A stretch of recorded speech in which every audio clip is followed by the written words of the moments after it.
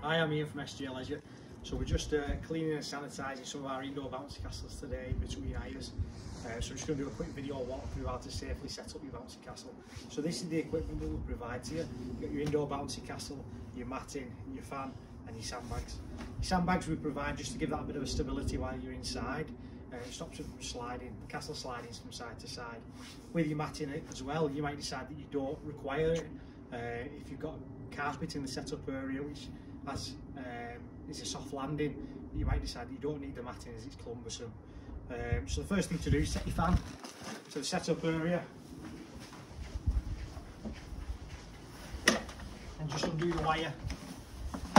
Now we have two different types of fans that we provide. We have the yellow and black ones like so, and these have an on-off button on the fan. We also have silver fans which don't have an on-off button. They just plug in and start to blow air, ready to go. So just going to undo that wire. And you want to keep your wire out of the way. You don't want a trip hazard.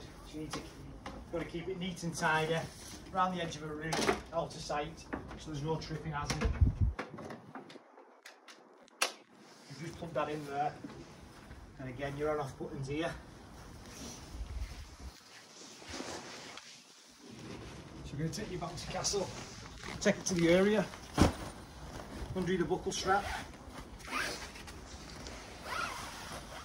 keep your strap in sight so you know where it is. You're going to need that in a second. Get your bouncy castle, just unroll it so we know which way around it's facing. So this side here is the front. You've got a zip on the side which we'll use in a second, and you've got your vent at the back.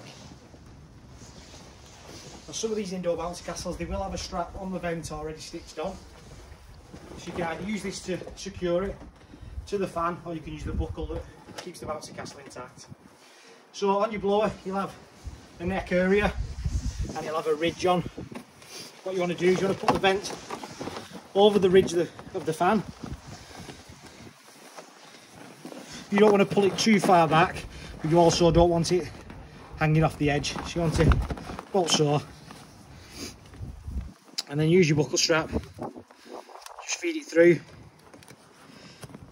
pull it tight to secure it. And then what we want to do with this is this pipe needs to be unobstructed.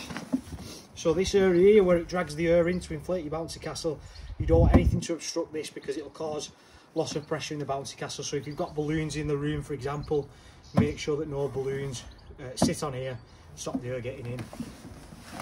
Should we pull the vent back like so, and then all you're going to do is you're going to switch it on. Really quickly, for 30 seconds or so.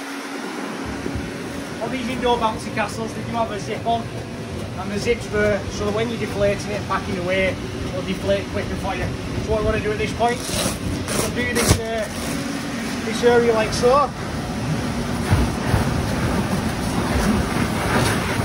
So we're going to zip it up tight, shut the flap over. So there's your indoor bouncy castle. All we're going to do is we're going to use your sandbags now. Provide that stability. So you just clip on with the carabiner clips. Keep it like so it's not a trip hazard.